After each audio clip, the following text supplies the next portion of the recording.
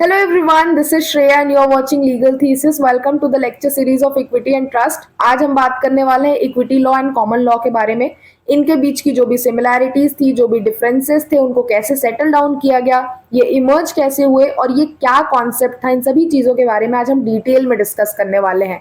So starting with, अगर common law और equity law का हिस्टोरिकल डेवलपमेंट देखें तो कॉमन लॉ जो था वो बेसिकली कस्टम्स के ऊपर बेस्ड था। इंग्लैंड में ये ओरिजिनेट हुआ जब स्टार्टिंग में जो कोर्ट्स थे वो स्टैब्लिश हो ही रहे थे मिडिवल पीरियड के टाइम पे, जब कोर्ट्स बहुत प्रॉपर वे में नहीं थे।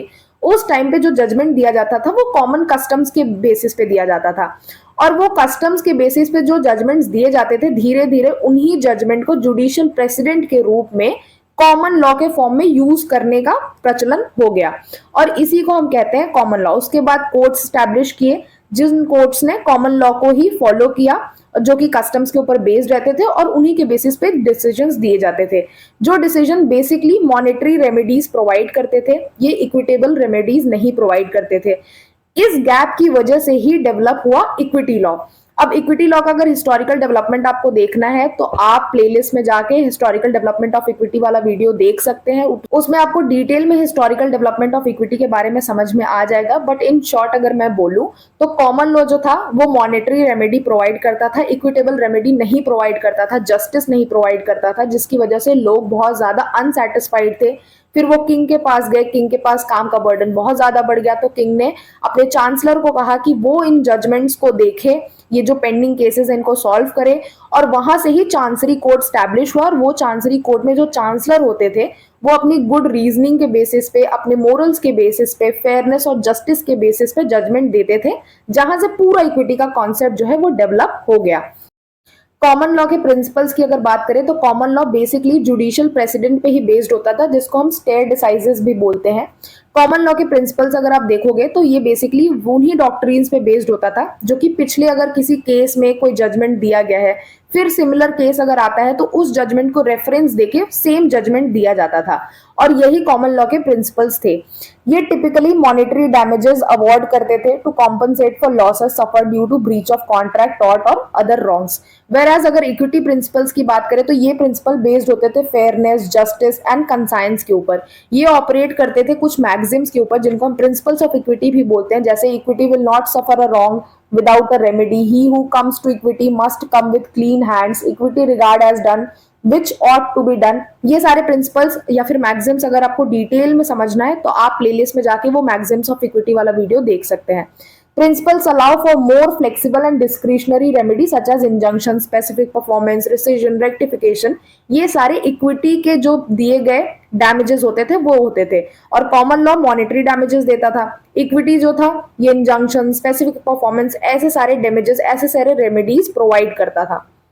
Integration and modern application of common law and equity law की अगर बात करें तो over the period of time common law और इक्विटी लॉ जो था इनके बीच का डिफरेंस कम होते चले गया, स्पेशली जुडिकेचर एक्ट ऑफ 1873 आने के बाद।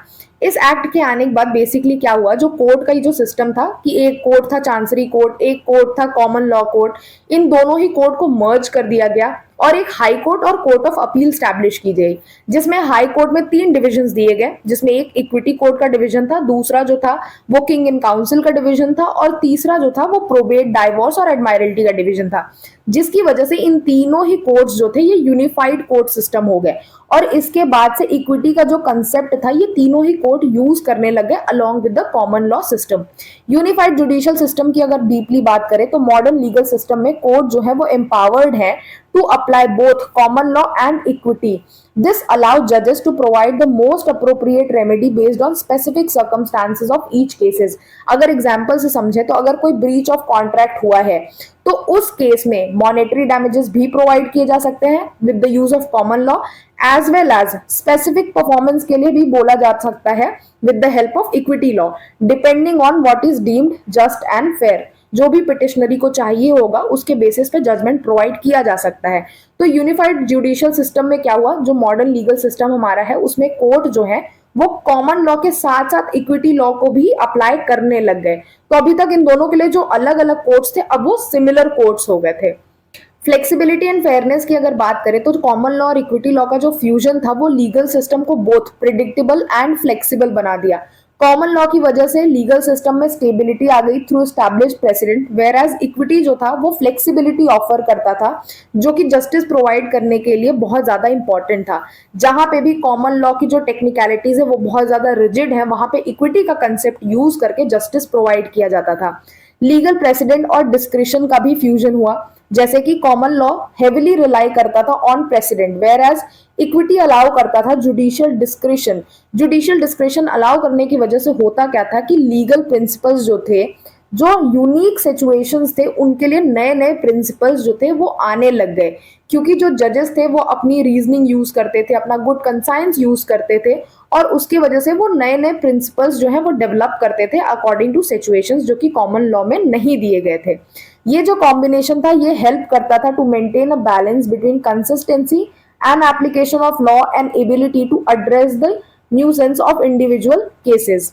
This was all about equity and common law similarities and differences. हमने बेसिक कंसेप्ट देखा कि कॉमन लॉ और इक्विटी जो था वो दो अलग अलग चीजें कैसे मर्ज हो गई और अब मॉडर्न लीगल सिस्टम में वो कैसे यूज की जा रही है, कैसे यूटिलाइज की जा रही है। आई होप आपको ये टॉपिक समझ में आया होगा। If you have any doubt you can let me know in the comment box. Thank you for watching, keep studying.